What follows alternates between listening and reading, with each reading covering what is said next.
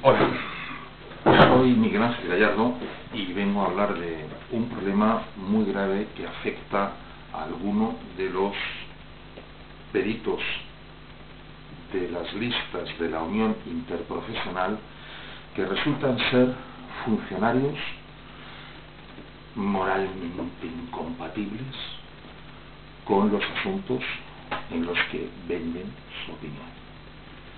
Concretamente, en la especialidad de Ingeniería de Minas hay un caso sangrante en el que un funcionario al que una comunidad autónoma, concretamente la Comunidad Autónoma de Castilla y León, confía su sección de minas y legaliza o no, según su criterio, canteras y explotaciones mineras muy diversas. Esa actividad es absolutamente incompatible, debería de serlo, y quien la consienta es administrativa, política, civil y penalmente responsable de cuanto se haga desde el despacho del jefe de la sección de minas en beneficio de particulares utilizando su posición en la administración pública. Pero es que además no solamente hay abierto un procedimiento penal por prevaricación, negociaciones prohibidas a funcionarios,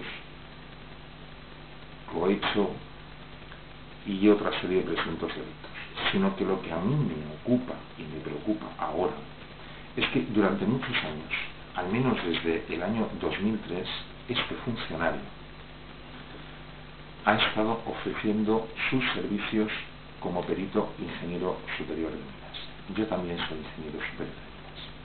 Me parece inmoral, además del lícito, el que desde un despacho de una administración, y concretamente donde está la jefatura de la sección de minas, se haga ningún tipo de peritaje para pleitos de ninguna naturaleza, solamente a requerimiento de un juez y de oficio, por lo tanto sin cobrar ni un euro, podría hacerse algún dictamen pericial. Pero los sobresueldos en los peritajes judiciales son corrupción y fuente de peor corrupción. Agotaré todos los recursos a mi alcance para que estos hechos nunca se repitan. Y agradeceré cualquier dato, cualquier llamada, cualquier anónimo que denuncie la incompatibilidad de funcionarios, especialmente en peritajes judiciales. No duden en llamarme a mi teléfono móvil 619-776475. Repito, 619-776475 de Miguel Ángel Gallardo, que con mucho gusto atenderá cualquier pista que evidencie la incompatibilidad, especialmente en procedimientos judiciales, de cualquier tipo de funcionarios. Gracias.